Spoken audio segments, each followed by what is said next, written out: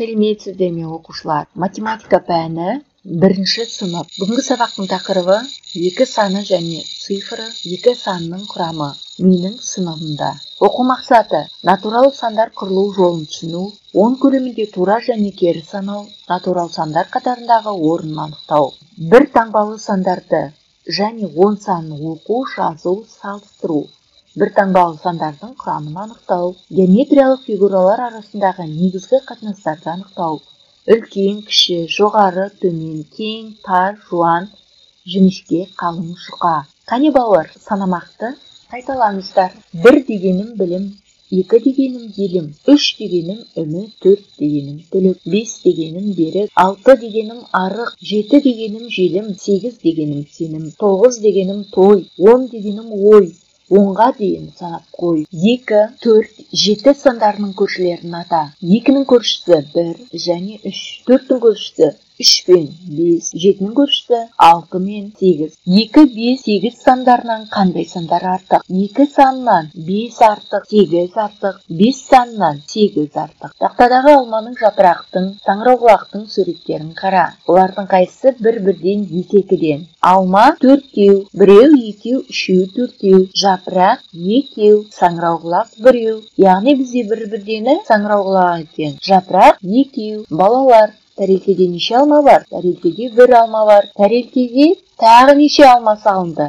Тағы да 1 алма салынды. Балалар, тәрелкеде неше алма болды? Тәрелкеде 2 алма болды. Алаңқайда неше қоян тұр? 1 қоян тұр. Тағы да 1 қоян келіп оған қосылды. Алаңқайда енді неше қоян болды? 2 қоян болды. Жарайсыздар балалар. 2 саны қалай шықты? 1-ге 1-ді қосқанда 2 шықты. 1-ден кейін тұрамын, 1-ден кейін тұрағым. Бұл қандай сан екен? 2 сан екен. 2 саны неге ұқсайды?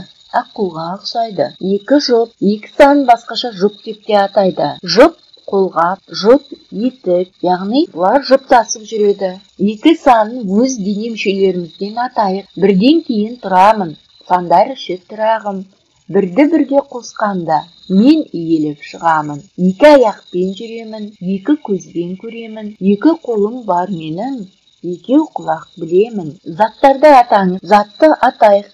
2 пальма дейміз, 2 көбелек, 2 шие, 2 карандаш екен. Қане балалар, тексеріп көріңіздерші. Сіздердің жауаптарыңыз дұрыс па? Тамаша балалар, жауаптарыңыз дұрыс екен сіздердің. 2 санының ішінен 2 цифрын іздеп көрейік. Қане, неше 2 цифр бар екен балалар? Санайық. 1-еу, 2-еу, 3-еу, 4-еу, 5-еу. Дұрыс па екен балалар?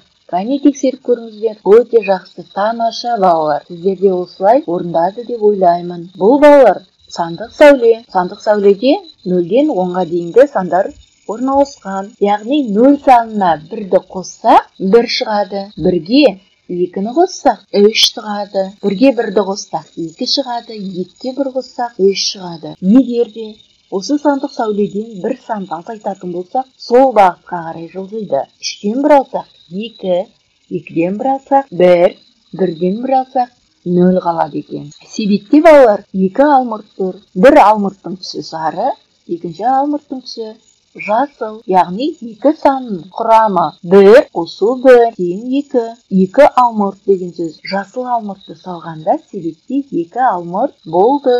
2 санның құрамы 1 қосу 1. Осылай да жазуға болады. 2 санның жазылуы: жоғарға көтереміз, төмен түсіреміз. Яғни бұл жерде сұрақ белгісіне ұқсайды.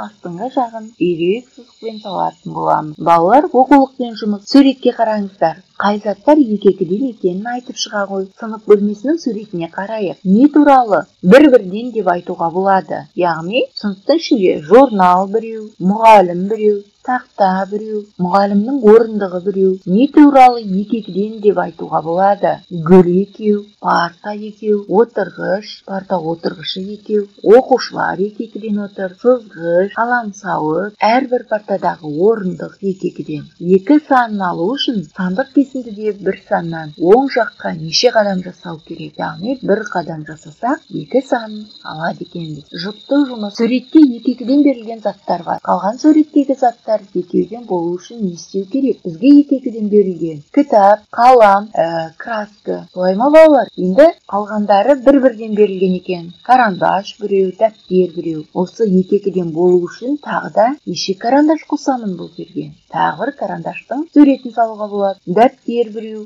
дәптер екеу болу үшін тағы бір дәптердің суретін саламын. Солай ма балалар? Дұрыс па? Жарайсыздар балалар. Математика күнделікті өмірде суреттегі заттарды жұптастыр, түсіндір. Ағашпен жапырақ жұптасады, жаңбырмен қолшатыр, кескімен краска жұп бола алады екен. Чип бірнеше көбелектердің суретін салды. Ол неше көбелектің суретін салды? Қане санайық балалар. Біреу, екеу, үшеу, төртеу, бесеу, 6, 7, 8, 9, 10 көбелектің суретін салған екен. Ал мұнда қанша көбелек салды? Бұл жерде 2 көбелек салды. 2 санын тап. Жасыл дөңгелекте 2, көк дөңгелекте 2 және қызыл дөңгелекте 2 сандары бар екен. 2 цифрын көп жерлерден көруге болады. Оны қайдан көруге болады? 2 деңгейде. Сосын машинаның нөмірлерінде 2 сандары кездеседі. Ол екеу екен мына жерде. 2 цифрын көруге болады. Дәптердегі нөмірі 2-ші тапсырманы өз бетімен орындайды және қ тапсырмасын орындайды. Бірінші тапсырмада балалар 2 санын әдемілеп орындап шығады, жазып шығады. 2-ші тапсырмада 2-ге 0 қосамыз, яғни санға 0-ді қоссақ, санның өзі шығады. Саннан 1-ді алсақ, 1 шығады. 2-ден 1 алғанда 1 қалады. 1-ге 1-ді қосқанда 2 болады. 1-ден 0 алғанда 1 болады. 0-ге 1 қосқанда 1, 2-ден 0 алғанда 2 болады екен. Бұл есепті балалар өздері шығарады. Лабиринт 2 саны арқылы жүріп өтеміз. Бұл жерде 2 санның үстінен басу арқылы көбелекті гүлге қондырады екенбіз. Өте жақсы балалар, тамаша. Бүгінгі сабақ кімге қиын болды? Кім түсінбеді? Кімге сұрақ бар? Кім бәрін түсінді? Алға қарай жылжып, басқа білім алуға дайынсыздар ма балалар? Өте жақсы балалар. Яғни балалар, сіздер осы сауалдарға жауап бересіздер. Міне балалар, бүгінгі сабағымыз осымен аяқталды. Сау болыңыздар. Назарларыңызға рахмет. Бастауыш сабақтары каналына тіркелуді ұмытпаңыздар.